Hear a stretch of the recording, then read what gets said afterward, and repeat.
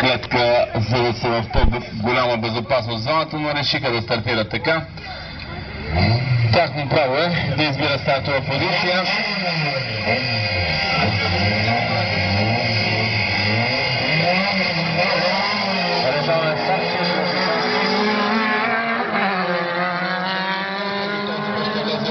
Този път ми се струва, че Крумов ще успее с задно приводната лада този път стартира на време. Пилота на стартен криво и успя да вземе старта на Димитров.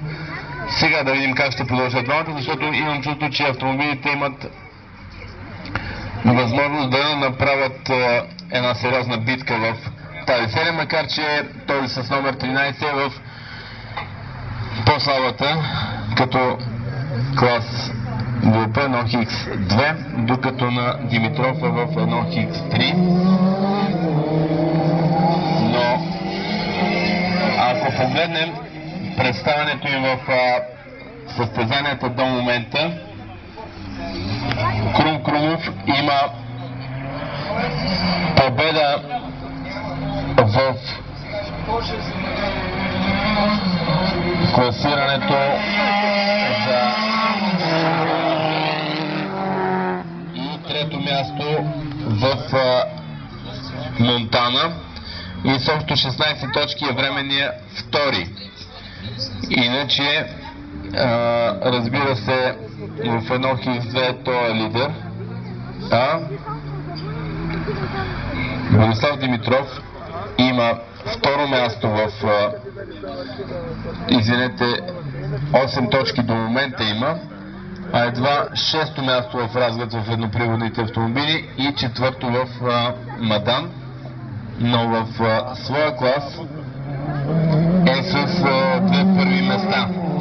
В клас 1X3 победи в Мадан и в разглед и с общ актив от 20 точки оглавява класирането там пред Николай Янев, който има 14. С 13 Радостин Генчев, младият пилот на Абритус Разград.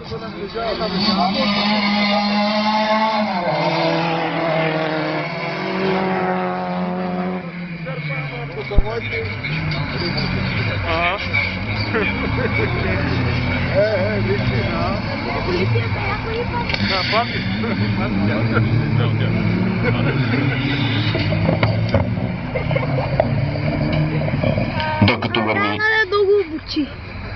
последната серия, аз да ви съобщя временното подреждане на пилотите, които в момента са до 10-та позиция. Иван Иванов първи, Сашо Иванов втори, Мичо Борисов трети, Цветан Ников четвърти, Ани Ванков пети, Крум Георгиев шести, седми Васко Василев, осми Стян Апостолов, девети План Цветанов, 10-та Величка Димитрова. А сега да видим къде ще настъпят разместване, защото и двамата, съм убеден, имат шанс да се вместят между първите 10.